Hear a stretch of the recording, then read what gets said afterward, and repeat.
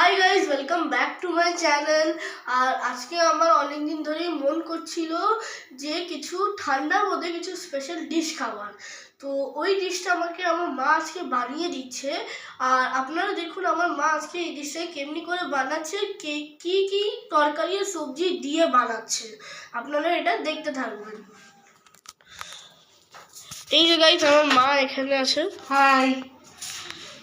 এখানে মা এখন টমেটো, মা এগুলো কি আছে?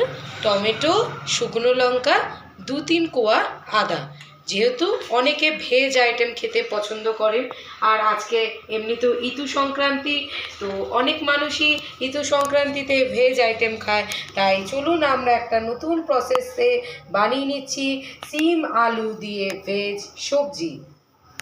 আচ্ছা, তো এর নামটা তুমি আরেকবার বলতে পারবে মা? সিম আলু ভেজ সবজি। চলুন দেখে নেবেন। চলুন এবার আপনাদেরকে দেখিয়ে দিচ্ছি আমার মা ভেজিটেবলটাকে কেমনি করে কাটছে।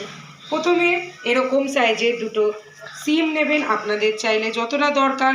সিমের এই আঁশগুলোকে আমরা ছাড়িয়ে নেব আস্তে আস্তে করে, দুই দিক দিয়ে।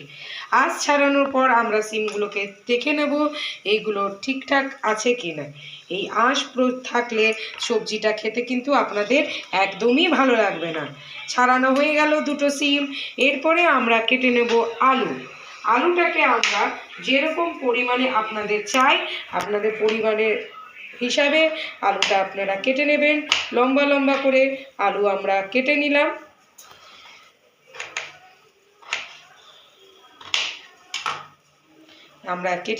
আলু। চলুন এবারে আমরা দেখে নিই নেক্সট প্রসেস। এই যে গাইজ আমার মা এখন গরম জল দিয়ে এইগুলোকে বের করে নিচ্ছে।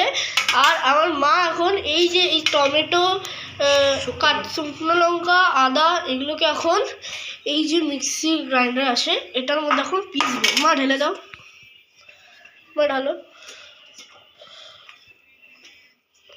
এই যে আমার মা এখন ঢেলে দিল, এখন এটাকে পিসবে। মিলছি আপনার সাথে কিছুক্ষণ পর।